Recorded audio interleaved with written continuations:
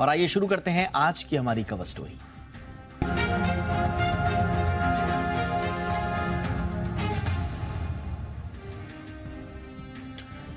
Shanghai सहयोग संगठन यानी एससीओ की बैठक गोवा में चल रही है। आज एससीओ के सभी सदस्य देश रूस, चीन, पाकिस्तान, कजाकिस्तान, किर्गिस्तान, ताजिकिस्तान और उज्बेकिस्तान के विदेश मंत्री एक मंच पर दिखे। भारत ने सभी विदेश मंत्रियों की अगवानी की। इस बीच पाकिस्तानी विदेश मंत्री बिलावल भुट्टो भी हाथ जोड़ते हुए जयशंकर से नमस्ते करते हुए नजर आए, लेकिन संबंधों में तल्खी यहां भी साफ देखने को मिली। दोनों नेताओं ने दूर दूर खड़े होकर फोटो भी खिंचवाई। हालांकि सिर्फ बिलावल भुट्टो के साथ दूर से नमस्ते या दूर से फोटो खिंचवाने का सिलसिला नहीं था। तमाम जो द्विपक्षीय नेता वहां पर आए हुए थे, सभी ने लगभग इसी तरह के प्रोटोकॉल का पालन किया गया भारत की ओर से।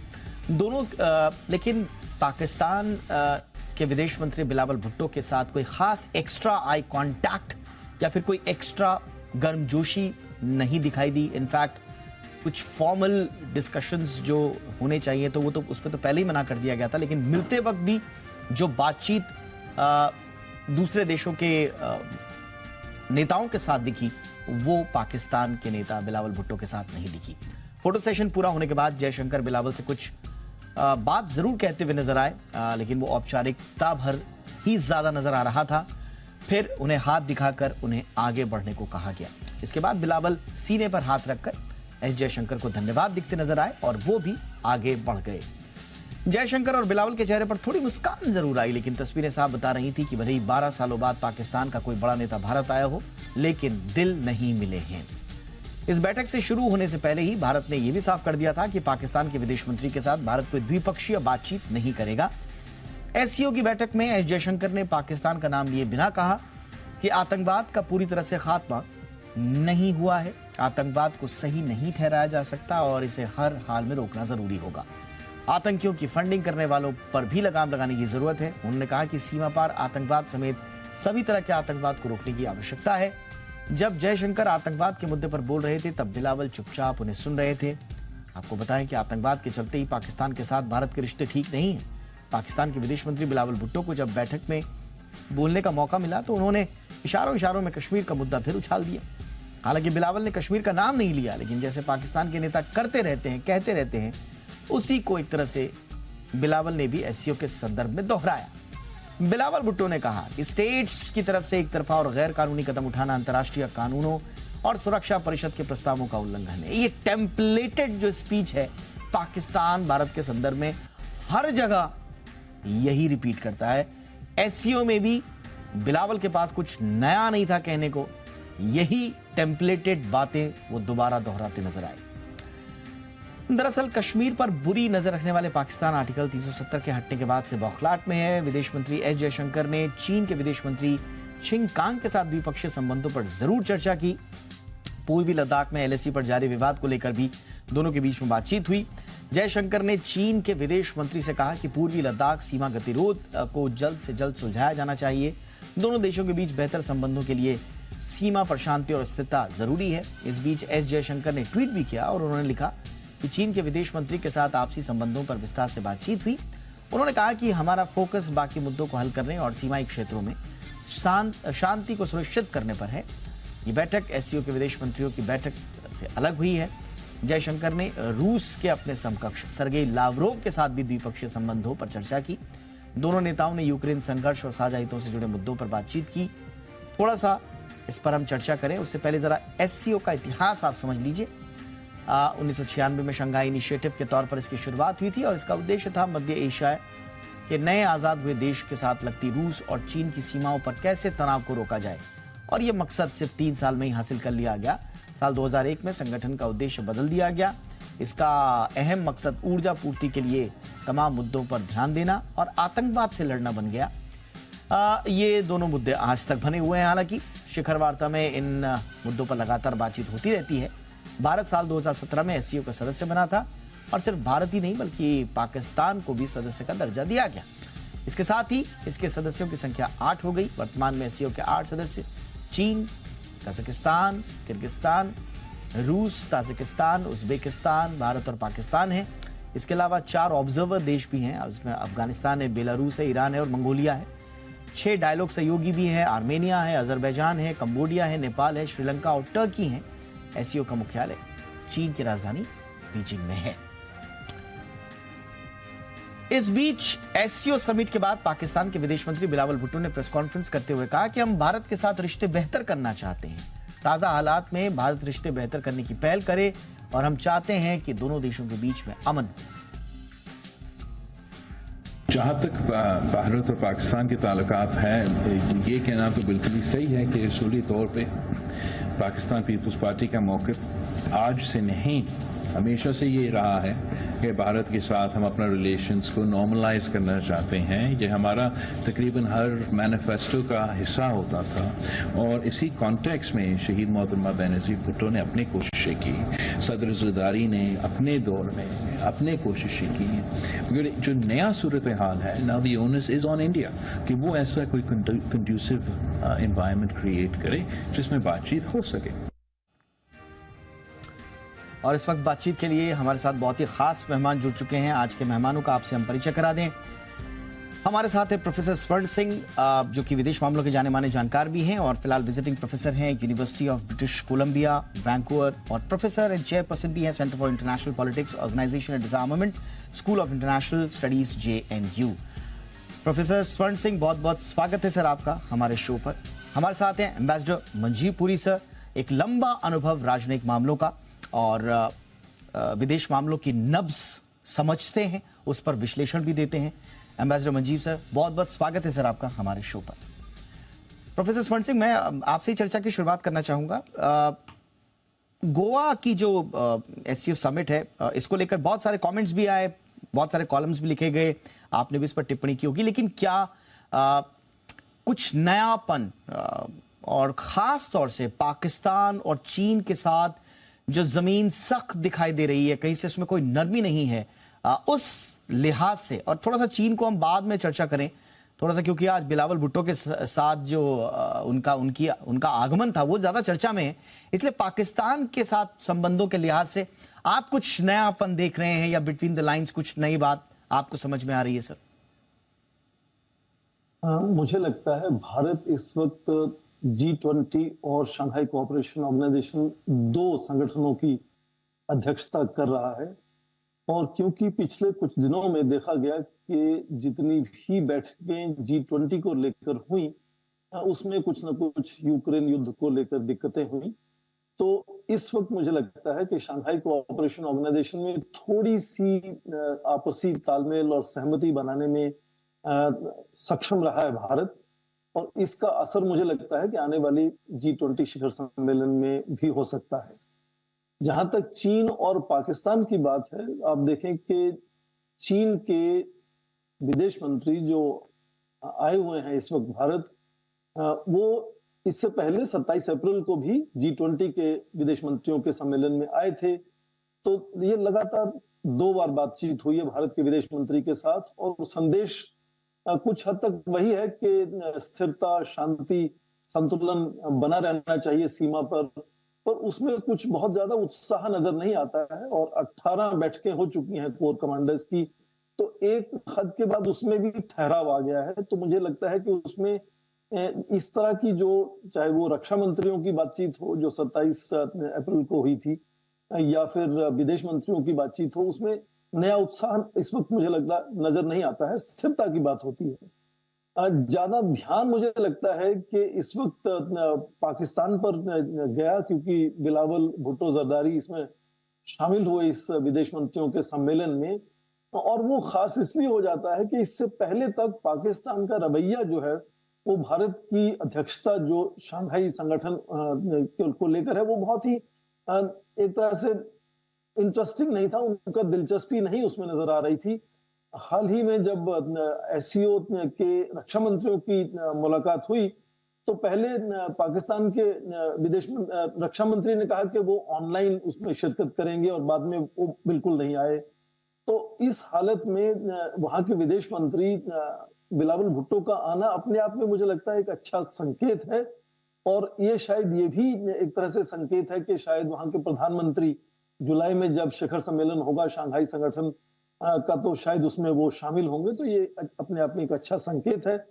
हाँ, वो युवा नेता हैं, सोशल मीडिया का यूज करते हैं और यहाँ तक उनकी आज तक की भारत को लेकर बहुत आक्रामक टिप्पणियां रही हैं। उसके मुकाबले में यहाँ आने के बाद और आने से पहले थोड़ा-सा उनके रवैये में जो बदलाव है, वो भी अपने आप में एक अच्छा संकेत है। हाँ, इसका ये मतलब नहीं कि भारत का रवैया पाकिस्तान के प्रति बदल जाएगा या बदल गया है। वो लगातार वैसे ही बना हुआ है जैसे पहले से है। अ, आपने सुना जैसे उनको बिलावल भुट्टो जरदारी को कहते हो कि भारत की जिम्मेदारी है कि बातचीत पाकिस्तान से शुरू होनी चाहिए।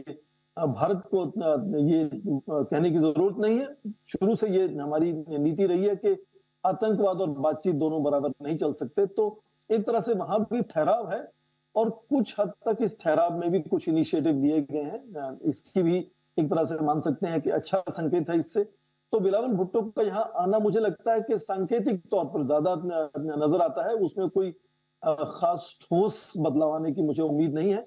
केवल एक के इनके आने से ये उम्मीद कर सकते हैं कि शिखर सम्मेलन में वहां के प्रधानमंत्री भी शामिल होंगे।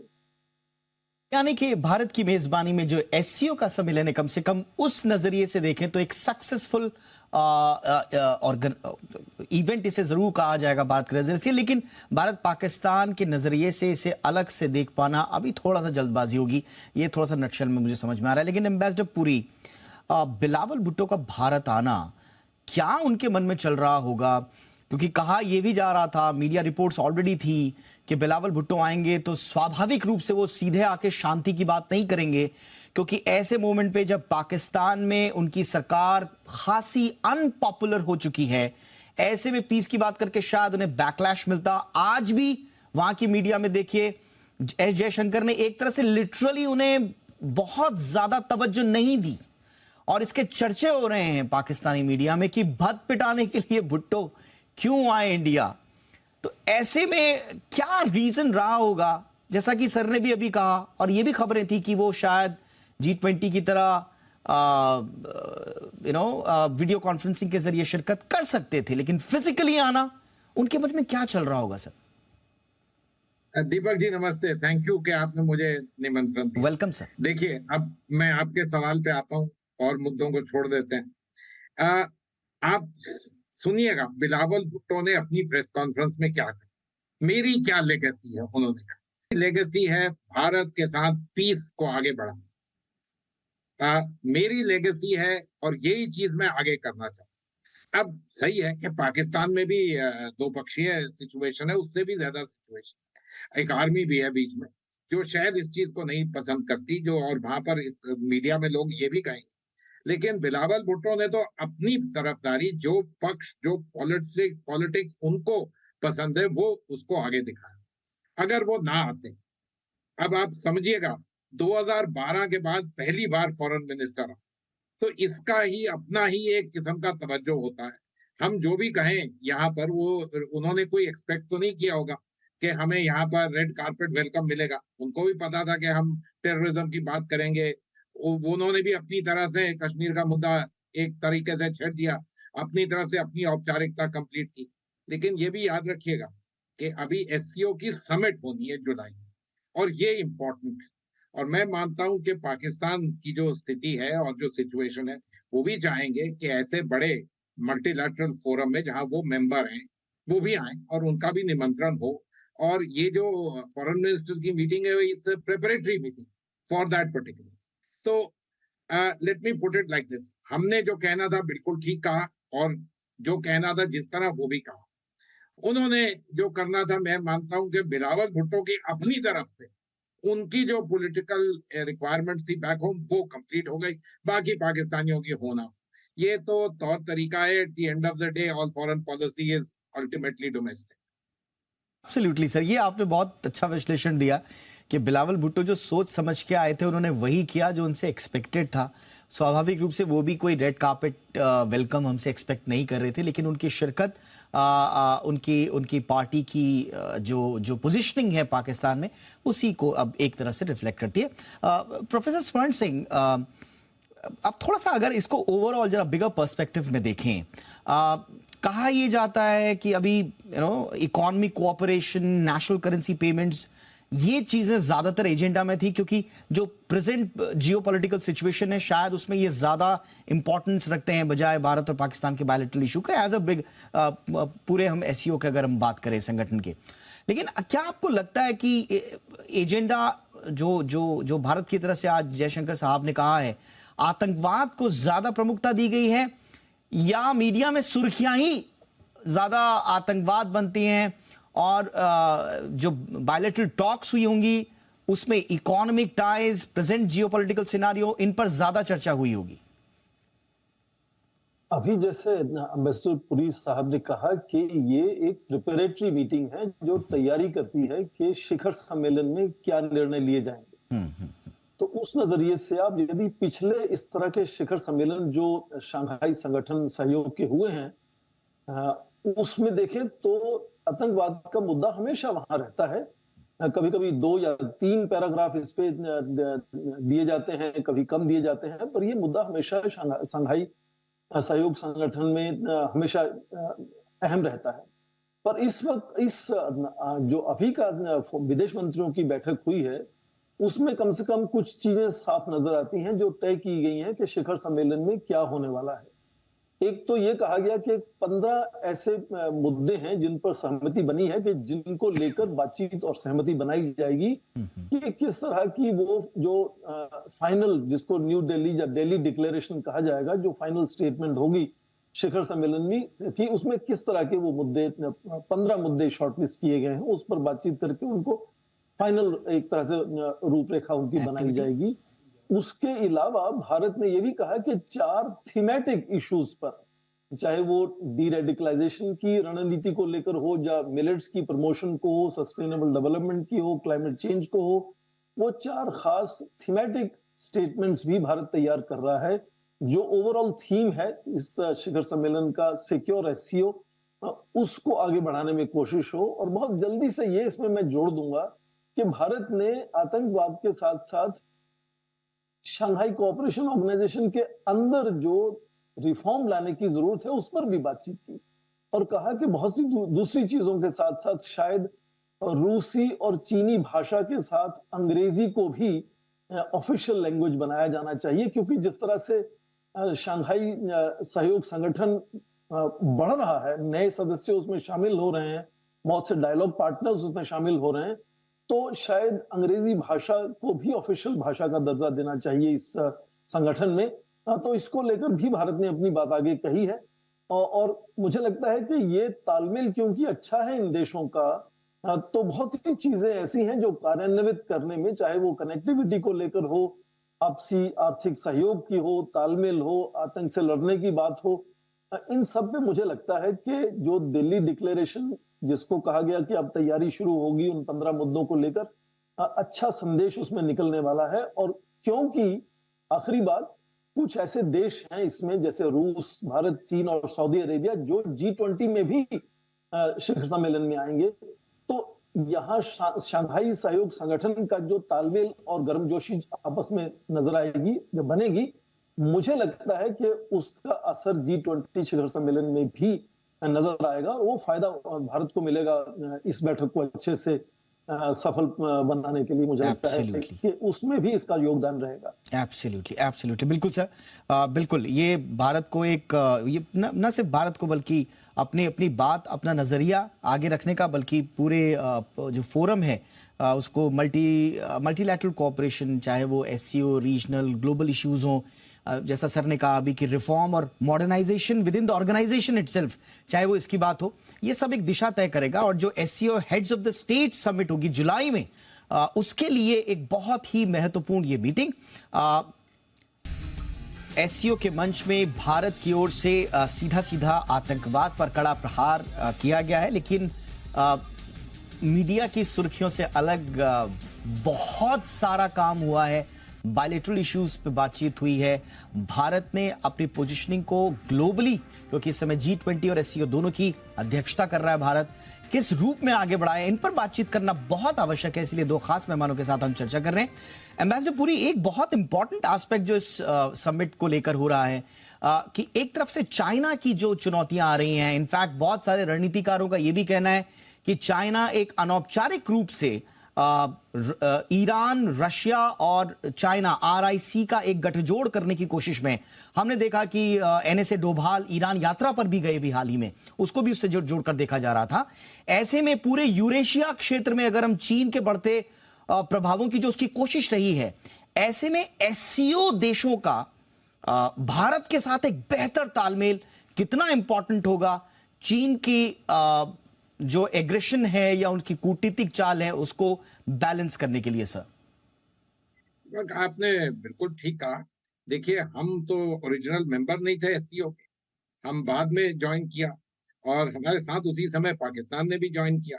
तो ये एक किस्म की, जिसको कहें, ये ऑर्गेनाइजेशन जो है ये बीजिंग में बेस्ड है, चाइना में बेस्ड है। अब ये तो फैक्ट्स हैं, लेकिन ये ऑर्गेनाइजेशन जो है ये सेंट्रल एशियन कंट्रीज को मिलाती है, जिनके साथ हमारे भी पुराने ताल्लुकात हैं, हमारे इकोनॉमिक रिलेशंस भी बढ़ रहे हैं। अब देखिएगा, आगे बढ़ के ईरान और बेलारूस तक इसके साथ ज्वाइनिंग एक्स्ट्रा मेंबरशिप वगैरह की बात चल रही है। तो इसमें कोई शक की बात नहीं कि ये एक इम्पोर्टेंट रीजनल ऑर्गेनाइजेशन है हमारे लिए, जिसमें इम्पोर्टेंट प्लेयर्स हैं। और खास सिर्फ यही नहीं, जो लोग हमारे एरिया में हैं, पर जो इम्पोर्टेंट मेंबर्स हैं, रशिया है, चाइना है, वो सब इसके मेंबर हैं।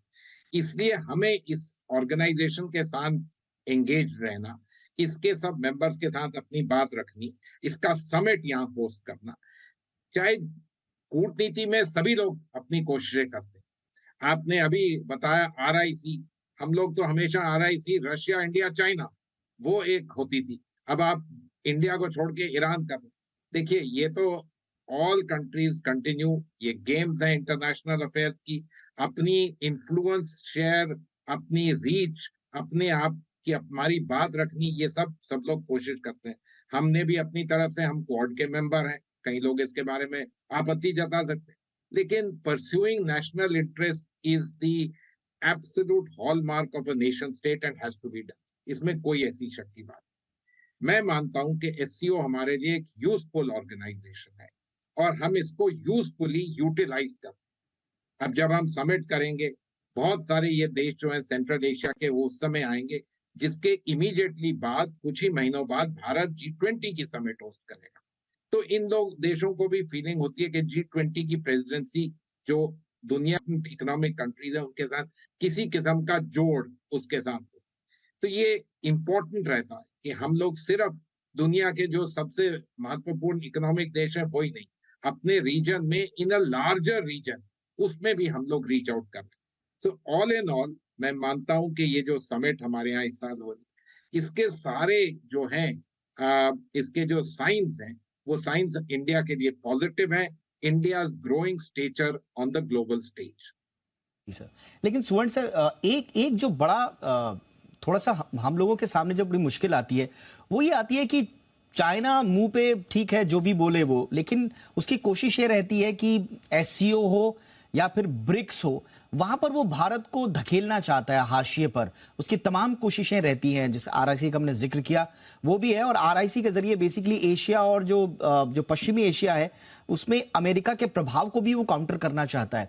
लेकिन भारत के लिए चीन के रहते एससीओ और ब्रिक्स में अपनी डोमिनेंट पोजीशन को बरकरार रखना या उसे और स्ट्रांग करना कितना मुश्किल होगा, और हम कैसे चीन की चुनौतियों को काउंटर करेंगे? सर, कुछ हद तक तो हमें यथार्थ पर पूरा ध्यान देना होगा। चीन की आर्थिक व्यवस्था भारत की आर्थिक व्यवस्था से करीब 5 गुना बड़ी है, ये सच्चाई है। और भारत की जो साख है वो काफी हद तक पिछले कुछ समय में आप देखें बहुत ज्यादा बढ़ी है, और जिसको हम कहते हैं कि भारत की विजिबिलिटी तो बहुत बढ़ी है और क्रेडिबिलिटी भी मुझे लगता है कि बहुत बढ़ी है। शायद इसी के चलते चीन को हमेशा कुछ ना कुछ शंका रहती है कि भारत पश्चिमी देशों के साथ, जैसे अभी एम्बेसडर पुरी ने कहा कि क्वाड का भी सदस्य है भारत, तो क्या पश्चिमी देशों के साथ जुड़कर भारत कुछ चीन पर अंकुश लगाने की कोशिश कर सकता है? तो ये शंका चीन को लगातार बनी रहती है। इसके चलते भी मुझे लगता है कि कुछ तरह का जो उनका रवैया होता है कि अपने ही दबदबे को लगातार बनाए रखने का और भारत से तालमेल जो है वो सीमित स्तर तक बनाना, पर भारत को बहुत ज्यादा उभरने नहीं देना। उसका कारण ये भी है कि चाहे वो संख्या की बात करें, एक तरह से डेवलपिंग इकोनॉमी की बात करें, पुरानी सभ्यता की बात करें, तो चीन और भारत एक तरह से काफी मिलते जुलते देश हैं अंतर्राष्ट्रीय पटस्थल पर। यदि आप देखें तो जो हमारा भारत का एक तरह से न्यूट्रलिटी का एक पोस्चर रहता है कि हम ना तो पश्चिमी देशों के साथ जुड़ेंगे और ना रूस और चीन के साथ, और अपनी जो हमारे नेशनल इंटरेस्ट है, हमारा जो अपनी सोच है, उसको लेकर आगे बढ़ेंगे। उसके चलते भी मुझे लगता है कि चीन को हमेशा लगता है कि क्या भारत ज्यादा आकर्षित देश बनता जा रहा है, और चीन जो है वो एक तरह से उसको पश्चिमी बड़े देश जो वो कंपिटिटर या डिसरप्टिंग पावर जिसको हम कहते हैं, उस तरह से उनको देखते हैं। तो हाँ, वो चिंता का विषय बना रहता है। पर जब तक आप ये ध्यान में नहीं रखेंगे कि चाहे वो शंघाई सहयोग संगठन हो या ब्रिक्स नेशन हो, इनके सदस्यों में, ब्रिक्स में जैसे चीन की जो जीडीपी है वो बाकी के 4 देशों की कुल मिलाकर जीडी से भी बहुत ज्यादा है, तो वो भी सच्चाई है एक तरह से। पर ये भी जानना जरूरी है कि क्या केवल आर्थिक ताकत ही सारी ताकत है, या और भी कई तरह के पहलू हैं जो देश को प्रभावी बना सकते हैं, और भारत को दूसरे जो पहलू हैं वो अक्सर ज्यादा प्रभावी बनाते हैं, और ये चिंता का विषय रहता है चीन के लिए अक्सर। यस, बिल्कुल सर। और मुझे लगता है कि एक जो सबसे बड़ा मंच मिला है भारत को, वो ये साबित करने का मिला है, क्योंकि भारत को अभी तक मेजबानी का मौका नहीं मिला था शायद इतना ज्यादा तरीके से, इतना खुलकर। लेकिन अब एक तरह से जब एससीओ को पश्चिमी देश के जो विशेषज्ञ हैं वो तो अमेरिका विरोधी ग्रुप कहते हैं, उसके बावजूद भारत ने इसकी मेजबानी स्वीकार की, अपना दमखम दिखा रहा है, और चीन और मध्य एशिया से रिश्तों के बीच में पूरे भारत को अपनी नेतृत्व क्षमता दिखाने के नजरिए से भारत पूरी दुनिया के सामने यह साबित करना चाहता है कि उसमें दुनिया का नेतृत्व करने की क्षमता है, खासतौर से ऐसे समय में जब पूरी दुनिया यूक्रेन वॉर को लेकर एक तरह से बटी हुई है। तो लीडरशिप क्वालिटी साफ और स्पष्ट रूप से पूरी दुनिया देख रही है, और ये एक बहुत अच्छा एस्पेक्ट इस पूरे समिट के में जो भारत की भूमिका रही है। बहुत बहुत शुक्रिया, आप दोनों को जाना है। आई एम सॉरी, ज्यादा वक्त नहीं लूंगा आप दोनों का मैं। Thank you so much professor सुवर्ण सिंह, एम्बेसडर पुरी, आप दोनों ने वक्त निकाला, थैंक यू सर। आगे बढ़ते हैं और एससीओ से ही जुड़ी हुई अगली स्टोरी हमारी। गोवा में चल रहे एससीओ की बैठक में विदेश मंत्री एस जयशंकर ने एक बार फिर आतंकवाद के मुद्दे पर पाकिस्तान को घेरा। विदेश मंत्री बिलावल भुट्टो की मौजूदगी में जयशंकर ने पाकिस्तान को किस तरह से खरी खोटी सुनाई, क्या क्या कहा, जरा देखिए।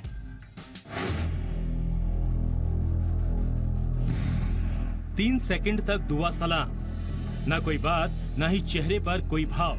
एस जयशंकर ने पाकिस्तान के विदेश मंत्री बिलावल भुट्टो जरदारी को बिना कुछ कहे बहुत कुछ समझा दिया।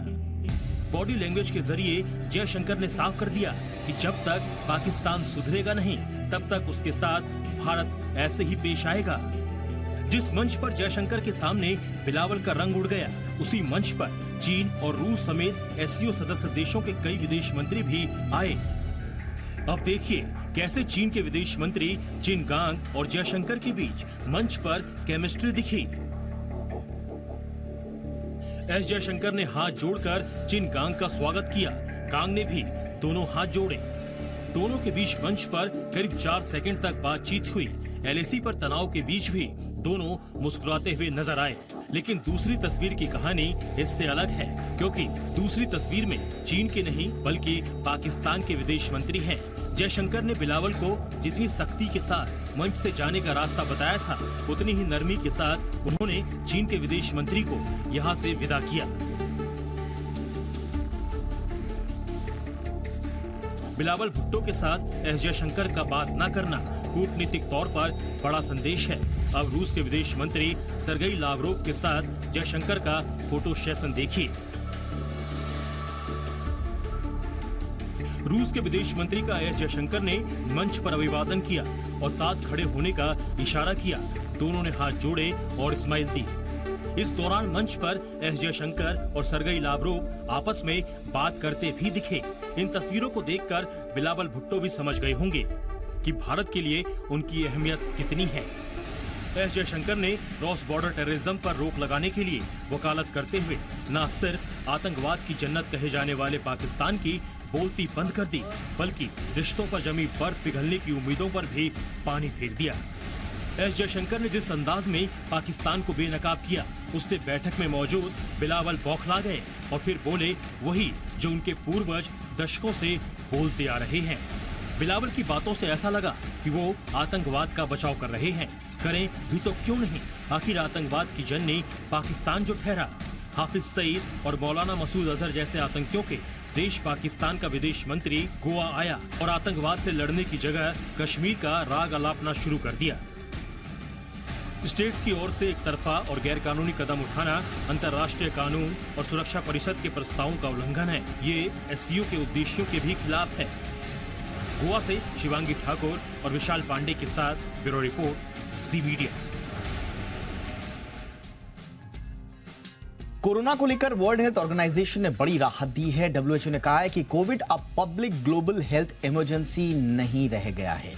डब्ल्यूएचओ की इमरजेंसी कमेटी की 15वीं मीटिंग में यह फैसला लिया गया। डब्ल्यूएचओ के डायरेक्टर जनरल डॉक्टर टेड्रोस ने कहा कि कमेटी की बैठक में उनसे कहा गया कि वो दुनिया में कोविड-19 के ग्लोबल हेल्थ इमरजेंसी के दायरे से बाहर होने का ऐलान कर दें। टेड्रोस ने कहा कि उन्होंने कमेटी की सलाह मान ली है। डब्ल्यूएचओ ने 30 जनवरी को 2020 को कोविड को ग्लोबल हेल्थ इमरजेंसी घोषित किया था।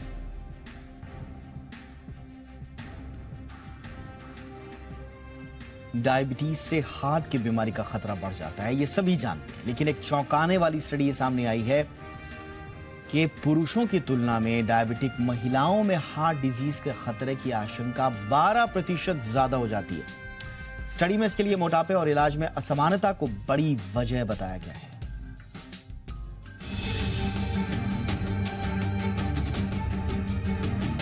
महिलाओं की उम्र बढ़ने के साथ साथ उनमें डायबिटीज होने का खतरा भी बढ़ जाता है, लेकिन ये खतरा यहीं आकर नहीं रुकता। अमेरिकन हार्ट एसोसिएशन की एक स्टडी के मुताबिक डायबिटिक पुरुषों के मुकाबले डायबिटिक महिलाओं में हार्ट की बीमारी के पनपने का खतरा 12% अधिक होता है। यही नहीं, टाइप 2 डायबिटीज से पीड़ित महिलाओं में उन लोगों की तुलना में हार्ट डिजीज का खतरा 20% ज्यादा होता है जो लोग डायबिटिक नहीं होते। वहीं स्टडी में ये भी कहा गया है कि शुगर पीड़ित पुरुषों के मुकाबले डायबिटिक महिलाओं में हार्ट अटैक का खतरा भी 2 गुना होता है। यानी पुरुषों के मुकाबले महिलाओं को अपनी सेहत को लेकर ज्यादा सचेत रहने की जरूरत है। डायबिटीज से पीड़ित महिलाओं में हार्ट डिजीज का ही खतरा नहीं होता, बल्कि इससे उन्हें कई और तरह की बीमारियों की चपेट में आने की आशंका भी बढ़ जाती है। खासकर डायबिटिक महिलाओं में किडनी से जुड़ी बीमारी, ब्लाइंडनेस, डिप्रेशन के साथ साथ बांझपन का खतरा भी बढ़ जाता है। अमेरिकन हार्ट एसोसिएशन की स्टडी में कहा गया है कि टाइप 2 शुगर वाली पुरुषों की तुलना में टाइप 2 शुगर वाली महिलाओं में प्रेगनेंसी के बाद बढ़ा वजन और हाई ब्लड प्रेशर भी हार्ट डिजीज के खतरे को बढ़ा देता है। महिलाओं में गुड कोलेस्ट्रॉल का स्तर कम हो जाता है और इस वजह से बैड कोलेस्ट्रॉल का लेवल बढ़ जाता है। पुरुषों के मुकाबले टाइप 2 शुगर वाली महिलाओं में हार्ट संबंधी खतरे की एक बड़ी वजह हार्मोनल के साथ साथ डायबिटीज के उपचार को लेकर महिलाओं की कम पहुंच का होना भी है। एक दूसरी स्टडी में पाया गया है कि शुगर से पीड़ित महिलाएं जिन्हें पहले दिल का दौरा पड़ चुका है, उनमें दूसरे अटैक का खतरा अधिक हो सकता है। इस खतरे को देखते हुए ऐसी महिलाओं को समय समय पर ईसीजी टेस्ट भी कराते रहना चाहिए। शुगर से पीड़ित महिलाओं में हार्ट डिजीज के ज्यादा खतरे की वजह की बात करें तो शुगर के चलते नसों में ब्लड फ्लो धीमा हो जाता है। वहीं बढ़ा हुआ बैड कोलेस्ट्रॉल ब्लड को दिल तक ठीक से पहुंचने नहीं देता, जिससे अचानक दिल का दौरा पड़ने की आशंका बढ़ जाती है। महिलाएं इसके शिकार इसलिए ज्यादा होती हैं क्योंकि वो इस बीमारी के इलाज को लेकर ज्यादा गंभीर नहीं रहती। इसके बचाव की बात करें तो महिलाओं के लिए एक हेल्दी लाइफस्टाइल को मेंटेन करना जरूरी है। साथ ही डायबिटिक महिलाओं को अधिक तनाव नहीं लेना चाहिए। हेल्दी फूड के तहत बिना स्टार्च वाली सब्जियों और फलों का सेवन करने के साथ खाने में साबुत अनाज का सेवन करने से शुगर लेवल कम रहता है। डेली रूटीन में एक्सरसाइज और योग शामिल करना बेहतर होता है। साथ ही समय समय पर शुगर लेवल की जांच भी कराते रहना चाहिए। ये कुछ ऐसे एहतियात हैं जो डायबिटिक महिलाओं के लिए जरूरी हैं। ब्यूरो रिपोर्ट, ज़ी मीडिया। कारोबारी हफ्ते के आखिरी दिन बाजार में जोरदार गिरावट देखी गई। सेंसेक्स 695 अंक टूटकर 61,054 पर बंद हुआ। इसी तरह निफ्टी 189 अंक गिरकर 18,069 पर बंद हुआ। बैंक निफ्टी भी 1,000 से ज्यादा फिसलकर 42,661 पर क्लोज हुआ। बाजार की बिकवाली में बैंकिंग और फाइनेंशियल स्टॉक सबसे आगे रहे। एचडीएफसी ग्रुप के स्टॉक्स में करीब 6% तक की गिरावट देखने को मिली। और मार्केट में आज किस तरह का एक्शन था ओवरऑल बता रहे हैं कुशल गुप्ता। जी, तो ग्लोबल अनसर्टेनिटी के बीच भारतीय बाजार आज गिरावट के साथ ही ट्रेड करते हुए नजर आए और भारी गिरावट, खासकर अगर आप बैंक निफ्टी की बात करें तो आज के दिन में होती हुई नजर आई। करीबन 2.3% गिरकर 1000 अंकों से ज्यादा की गिरावट हमें बैंक निफ्टी में आती हुई नजर आई। जहां तक निफ्टी का सवाल है, यहां पर भी 1% से ज्यादा का कट रहा एंड लार्जली यहां पर जो सेक्टर आज रिस्पॉन्सिबल था वो था private banking space counters. In fact आप देखिए चढ़ने वाले शेयरों में तो कुछ एक तेज होते हुए दिखे थे, जिसमें टाइटन, अल्ट्राटेक सीमेंट, नेस्ले जैसे स्टॉक शामिल रहे, बट बहुत ज़्यादा बढ़त इनमें नहीं हुई जितनी ज़्यादा गिरावट आपको निफ्टी के अन्य स्टॉक्स पर आती हुई नजर आई। गिरावट का रुझान HDFC bank 6%, HDFC limited 5.5%, IndusInd bank 5%। यहाँ पर भारी गिरावट, भारी बिकवाली का रुझान हमें देखने को मिला और हिंडाल्को भी 2 से 2.5% का कट आया। जहां तक स्टॉक्स इन फोकस की बात है, उसमें बैंकिंग स्पेस से ही जो नतीजे आए, अनुमान से काफ़ी कमज़ोर नंबर्स फेडरल बैंक के आते हुए दिखे और यहाँ पर 8-8.5% तक की भारी बिकवाली भी देखने को मिली। Jammu and Kashmir bank, Punjab and Sindh bank, यहाँ पर भी आपको 5-6% के इंट्राडे में फॉल आते हुए नजर आए। मेटल स्पेस भी पीछे नहीं थे, तो हिंडाल्को के साथ साथ सेल, साथ ही national aluminium, national NALCO, Hindustan copper और NMG जैसे स्टॉक्स पर भी आज हमें दबाव देखने को मिले। हालांकि टॉप गेनर्स में रेस्टोरेंट ब्रांड्स एशिया, जहां पर आपको करीबन 11% के गेन्स आए और साथ ही RVNL लगातार ये काउंटर चलता हुआ नजर आया है। 10% के ऊपरी सर्किट पर ये जाकर बंद होते हुए नजर आ रहे थे। जहां तक टॉप लूजर्स का सवाल है, मन्नप्पुरम फाइनेंस लगातार दूसरे दिन गिरावट की चपेट में आता हुआ नजर आया। ED की तरफ से जिस तरह से सिनेरियो बन रहा है यहाँ पर एसेट जब्त करने का, वो कहीं ना कहीं यहाँ पर बड़ा डैम्पनर बनकर निकल कर आ रहा है। एक्सेलर सॉल्यूशंस पर भी 11% तक का गिरावट आपको देखने को मिला। तो काफ़ी छोटे मझोले शेयरों में मिक्स बैग परफॉर्मेंस थी, पर फ्रंटलाइन जो बैंकिंग काउंटर्स है वहां पर भारी बिकवाली होने के कारण आज ओवरऑल बाजार कारोबारी हफ्ते के आखिरी दिन गिरावट की चपेट में आता हुआ नजर आया। अब देखना है ये कि सोमवार को जब हम वापस लौटेंगे तो बाजार किस कदर ओपन करते हैं एंड मोर इंपॉर्टेंटली कैसी क्लोजिंग आती है। कैम्स ने मिलेनियल इन्वेस्टर्स रिपोर्ट जारी की है। क्या है इस रिपोर्ट में खास, बताने के लिए जुड़ रहे हैं अरमान नाहर। देखिए, कैम्स ने अगर आप बात करें तो उन्होंने जो है मिलेनियल इन्वेस्टर्स पे एक रिपोर्ट निकाली है। अब रिपोर्ट क्या है? रिपोर्ट ये है कि मिलेनियल इन्वेस्टर्स का म्यूचुअल फंड में किस तरीके से कितना निवेश है और क्या रुझान जो है वो निकल के आता हुआ दिखा है। अब सबसे पहली बात, मिलेनियल्स कौन है? तो अगर जिसका जन्म 1981 और 1996-97 के बीच में या उस समय हुआ है तो वो मिलेनियल्स कहलाते हैं। अब देखने वाली बात यह है कि रिपोर्ट में क्या है। अब कुछ डेटा जो काफी इंटरेस्टिंग डेटा है, अगर आपको पिछले 5 साल में अगर आप बात करें कि म्यूचुअल फंड में जो प्रवेश करने में जो दबदबा है वो मिलेनियल्स का काफी ज्यादा रहा है। अगर आप देखें FY19 से लेकर FY23 के बीच जो नए निवेशक जो जुड़े हैं उसमें 54% जो है वो मिलेनियल जनरेशन में से हैं और उस 54% का भी अगर आप देखें इसका 50% मतलब लगभग 26% की अगर आप देखें तो वो ऐसी हैं जो फीमेल्स हैं, जो महिलाएं हैं, जो ये निवेशक बनती हुई दिखी हैं। और अगर आप पिछले 5 साल का अगर आप देखें कितना फंड इन्होंने डाला है, तो अगर आप ग्रॉस इनफ्लो की बात करें तो मिलेनियल्स ने लगभग अगर आप देखें 1 लाख करोड़ का जो है वो इनफ्लो जो है वो यहाँ पर करते हुए दिखे हैं, जिसमें से स्पेसिफिकली 65,000 करोड़ तो उसमें है जो इक्विटी फंड में जो है वहां पे डाला गया है। और अगर SIP की बात करें कि कितनी SIP जुड़ी है मिलेनियल्स की, तो वो पिछले 5 साल की बात करें तो 1.54 करोड़ जो है SIP रजिस्टर की गई है मिलेनियल्स के द्वारा। तो और ये चीज इंटरेस्टिंग इसलिए हो जाती है क्योंकि अब ये मानना है कि जो मिलेनियल्स जो अब लगातार जुड़ रहे हैं ये मार्केट में लगातार जुड़े रहेंगे और ये डेटा भी ये बता रहा है कि उनका जो इंटरेस्ट है वो काफी बढ़ता जा रहा है। टाटा मोटर्स लंबे समय बाद इस साल डिविडेंड देने की तैयारी में है। पूरी खबर बताने के लिए इस वक्त हमारे साथ बने हुए हैं अरमान।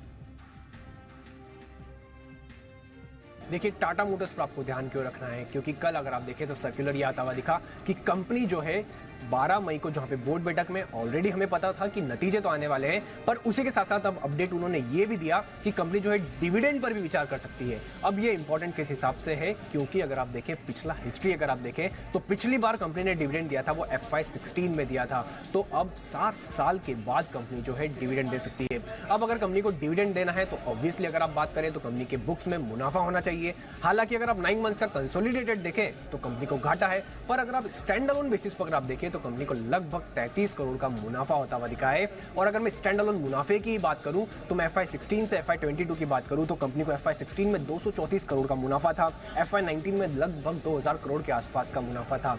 और इसीलिए बाकी सारे साल्स में जहां पर घाटा है तो मैनेजमेंट ने, कंपनी ने जो एनुअल रिपोर्ट में यही चीज बताई है कि क्योंकि हमको स्टैंड अलोन या फिर हमको घाटा होता हुआ दिखा है इसलिए हम डिविडेंड नहीं दे पा रहे, तो इसलिए जो फोकस करना है वो स्टैंड अलोन मुनाफे पर करना है।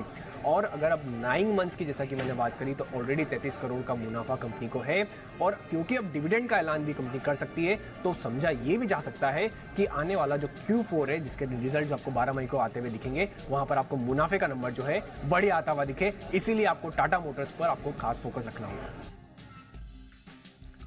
और आइए अब बारी है टेक टॉप 10 की।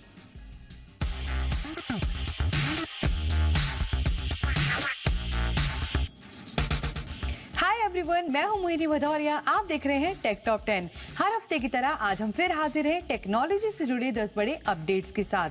गूगल ब्लूटिक अपडेट से लेकर नथिंग फोन 2 की लॉन्च डेट तक, जानिए इस हफ्ते क्या क्या हुआ खास। गूगल लाया यूजर्स की प्राइवेसी के लिए नया फीचर। अब यूजर्स अपने जीमेल, यूट्यूब, एंड्रॉइड अकाउंट में बिना पासवर्ड के भी लॉगिन कर सकेंगे। इसके लिए यूजर्स को अकाउंट में लॉगिन करने के बाद एक डिजिटल क्रेडेंशियल, जिसे पास की कहते हैं, उसे क्रिएट करना होगा।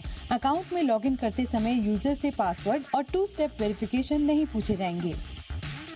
जीमेल यूजर्स के लिए स्कैम से बचने के लिए नया फीचर लेकर आया है। इसकी मदद से यूजर्स को फेक और रियल ईमेल को पहचानने में मदद मिलेगी।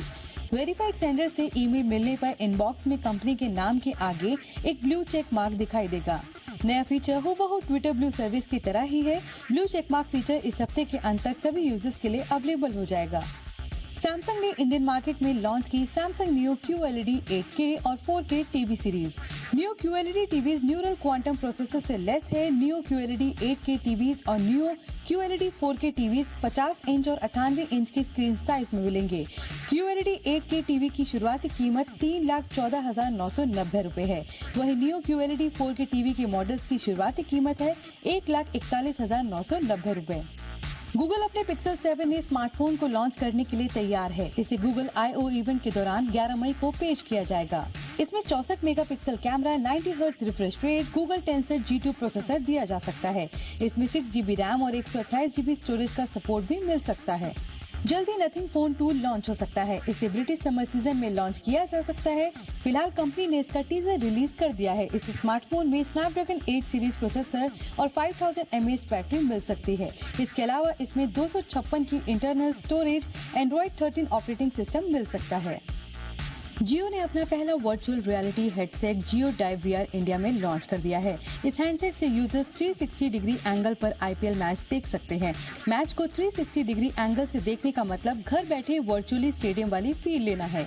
इसे यूज करने के लिए जियो इमर्स ऐप इंस्टॉल करना होगा। वहीं एक्सेस करने के लिए यूजर्स के पास जियो 4G, जियो 5G या जियो फाइबर कनेक्शन होना जरूरी है। कोडेक ने इंडियन मार्केट में लॉन्च की कोडेक SE टीवी सीरीज। इस सीरीज में 3 मॉडल 24 इंच, 32 इंच और 40 इंच शामिल है। 24 इंच और 32 इंच HD रेजोल्यूशन के साथ आता है, जबकि 40 इंच फुल HD रेजोल्यूशन के साथ दिया गया है। ये तीनों टीवी डॉल्बी डिजिटल प्लस और DTS ट्रू सराउंड को सपोर्ट करते हैं। फायरबोल्ट ने लॉन्च की king smart watch. Stylish design वाली इस वॉच में मिलती है 1.78 इंच की एमोलेड डिस्प्ले, जो कि ऑलवेज ऑन डिस्प्ले है। इसमें SP02 monitoring, dynamic heart rate tracking, sleep trekking जैसे फीचर्स मिलेंगे। कंपनी का दावा है ये सिंगल चार्ज में 7 दिन तक चलती है। पेबल ने इंडियन मार्केट में Cosmos Bold Pro smart watch launch कर दी है। इसमें 1.3 इंच की IPS HD डिस्प्ले है, जिसकी पीक ब्राइटनेस 500 निट्स है। वॉच में गूगल असिस्टेंट और एप्पल सीरी का सपोर्ट मिलेगा। साथ ही SP02 monitoring, dynamic heart rate ट्रैकिंग और स्लीप ट्रैकिंग जैसे फीचर्स मिलेंगे। 260 mAh बैटरी से लेस इस वॉच में मिलता है 5 दिन का बैटरी बैकअप। व्हाट्सएप लाए यूजर्स के लिए 4 नए फीचर। अब मिस कॉल के लिए दिखेगा रेड कलर का अलर्ट। चैट वॉलपेपर बदलने के लिए दिखेंगे कई सारे ऑप्शंस। आईफोन में चैट को इजीली कर सकेंगे ट्रांसफर। इसके अलावा वॉइस मैसेज को चैट से बाहर भी सुन सकते हैं। फिलहाल ये सभी फीचर्स टेस्टिंग मोड में हैं, जिन्हें जल्द ही रोल आउट किया जाएगा।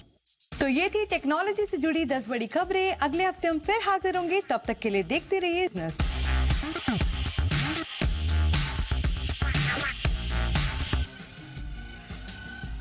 इसी के साथ इंडिया 360 में आज बस इतना ही। हैशटैग याद रखिए, #India360। कोई राय, कोई सुझाव हो तो जरूर भेजिएगा।